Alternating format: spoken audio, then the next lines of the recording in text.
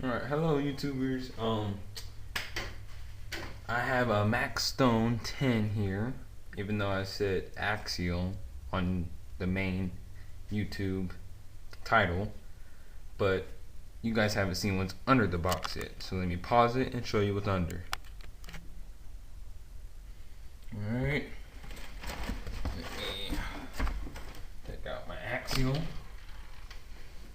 Yeah, it might not look like one, but it is homemade.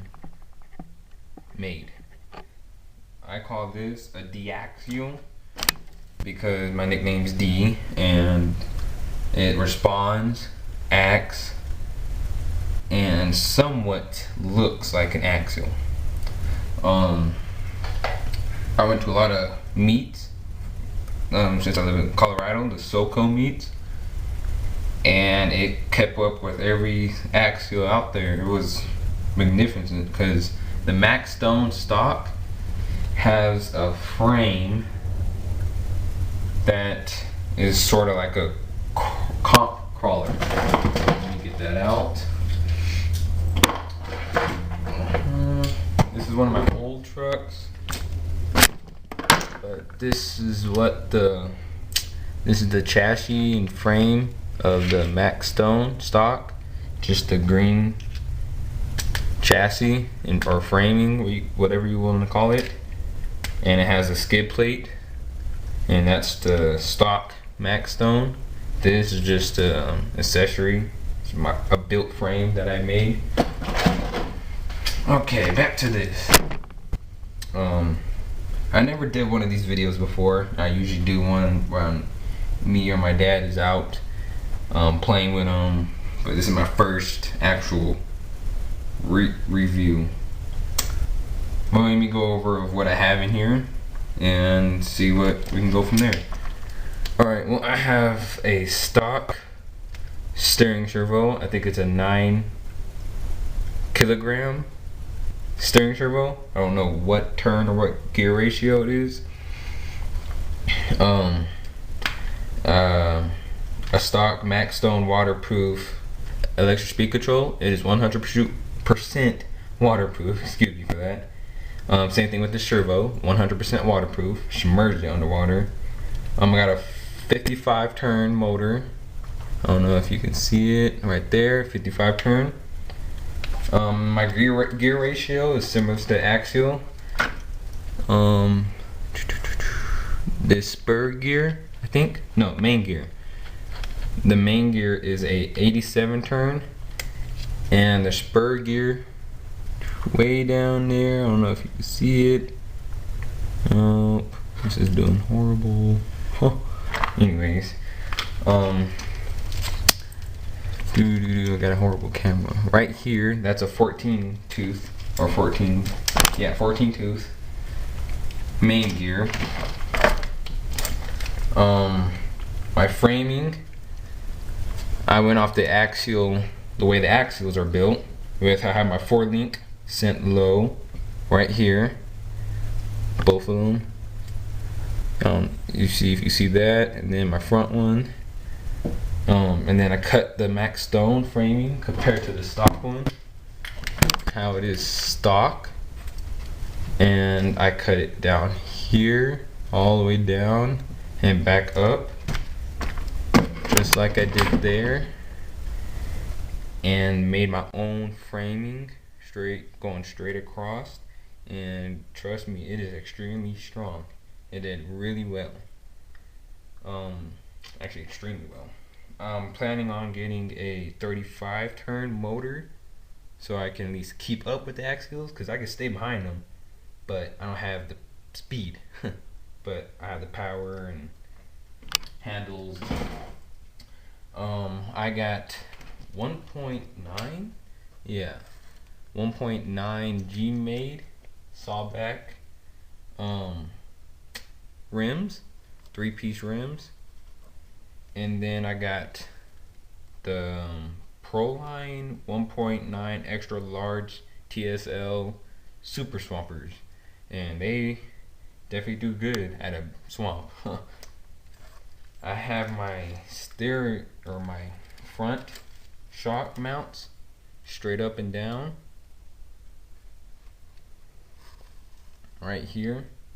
When I cut my max stone up, if I can show you this again, going back and forth here, sorry about that.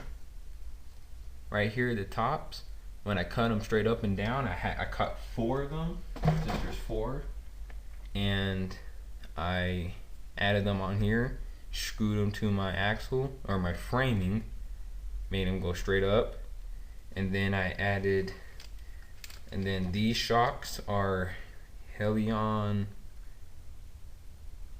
short course truck shocks. So they're not all that, but they are better than the Max Stone ones. The Max Stone is okay for the quality and price it comes with, but it needs a lot of help. The transfer case, you get that out of your way.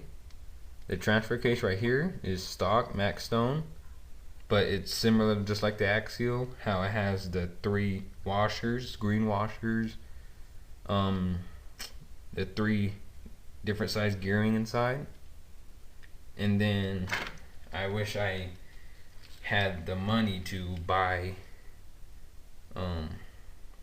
the axial, I don't know what they are called, but the drive shafts, because the ones I have, they are, oh, come on now, sorry about this, it's my first time. There we go, so much better. This right here, I don't know if you can see it, but how the drive shaft is has a yoke, I think it's called, where it's 2 pieces and they combined like that. They combine like that. I wish I had the money to go buy the axial ones, the ball joints, because those work so much better. Because with these, when you pin them too much at an angle, you do definitely lose force. You lose power, torque, and I've gone through 3 motors because I had so much stress and under them, because there's so much at an angle, like that type of angle, they were just horrible. But I made them straight as possible.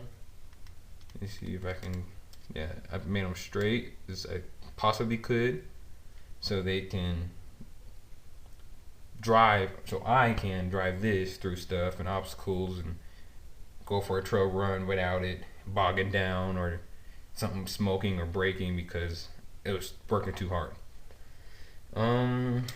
Let me see. Okay, let's go to the back now. Alright, with the back, I put my shocks like the Trailfinder 2, which is another amazing, I guess you could call it a scale rock crawler. Well, that is what it's called, but it does amazing. And I seen them, but of course I don't have one, or I would not be building this.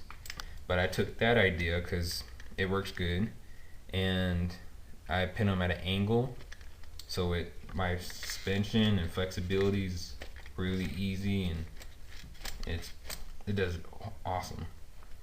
And then right here, if you're noticing why I have these right here, why they're like that, well, the Max Stone in the rear, it comes with some green pole that goes straight across. I don't know about you, but to me, that's not scale. I never seen one vehicle in real life to have a huge pole going across when it's only 2-wheel steer. So what I did, I made my own mounts, or because it came with one but not the other, and pinned it on my own, and pinned it on the inside because it was right over here on the outside sticking out, but I flipped it and pinned it on the inside because I bought the axial outer link, I don't know, outer shell I think it's called, for the axle that goes here to here, and it would not fit, so I had to just kept it for, you know, whoever at the SoCo meet breaks down and they need that extra part, and it was aluminum, so, you know, got to be nice to your crawling friends, I guess you can say it. See, oh yeah, cannot forget, drive shafts. When these drive shafts right here, they're pressed on. Well, stock they were. There were the screw, like you screw it in, and it'll clamp on to the metal, or I guess you can say the gear that goes inside the axle here. But excuse me, sorry for that. And it kept slipping and sliding. So what I did, I got my drill and drilled a hole. I think like a how small? Ooh, how small was it? Like 1 second. Sorry about that. But I got a 9/64 of an inch drill bit or Dremel, and I mean, right through it, the actual drive shaft, and now I have a screw and a bolt on it, so it locks in place like the Trail Finder 2 does. And let me take that apart so I could show you. Okay, I got it out, and let me see if my camera will adjust to it.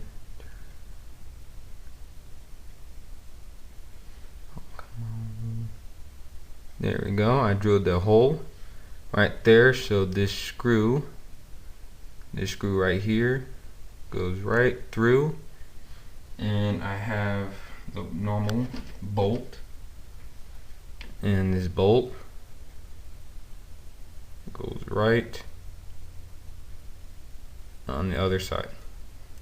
And let me show you my truck, my axle, the way I drill a hole through there. Ooh, I don't know. There we go.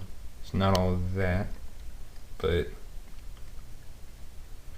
right there, you see that tiny little hole right here.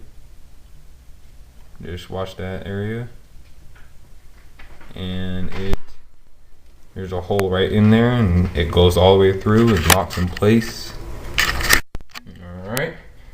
I'm going to put the drive shaft back in here and put it through the hole and show you how I fabricated, I guess you could call it a locking drive shaft so it doesn't spin. Alright, this is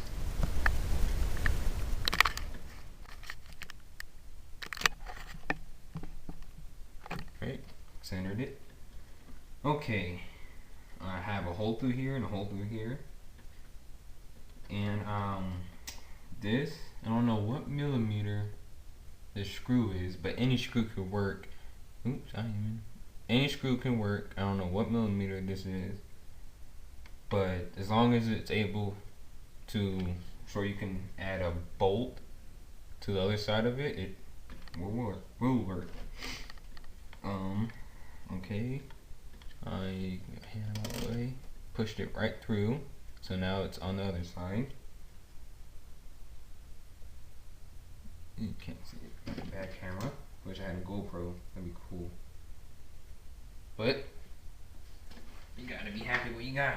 Alright, I have the bolt, oops, too close. The bolt on my needle nose so I can screw it in on this side,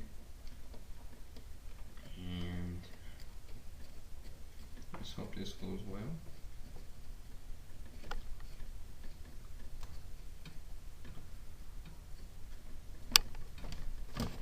Locked it right in place, and now it is in. You see now you can see the screw and then the bolt on this side. It looks like it sticks out a lot, but under the way I have my axles made, or not really made, but the way I have them angled, it never gets in my way. As you can tell, my axle is aimed downwards, front and back, so my drive shaft can stay straight and not at an angle, and it never gets in the way. Actually, pretty good. Okay. Okay. Yes. Let's see. We can talk about. Just might want to get everything out the way since it's here. This, you're probably wondering why. What in the world is this little black cover? Well, it's for my electronics. I'm still working on my top for interior, so I had to do it like the axial did, where all the electronics were hidden and low. And it looks scale like the radio will go into a gas tank. But I tried to make one. I found a New Bright, like one of those huge ones, and it had like a cover to it, electronic cover, and I just cut it to shape. It wasn't used anymore, or I really didn't need it anymore, and shaped it up for my gears so the gears will slide in right here. So it'll slide in like that, cut it all up, and so now when I'm crawling, you don't see electronics, you just see a black piece that's just going across. You never know what it could be. Alright, and then let's go to my top.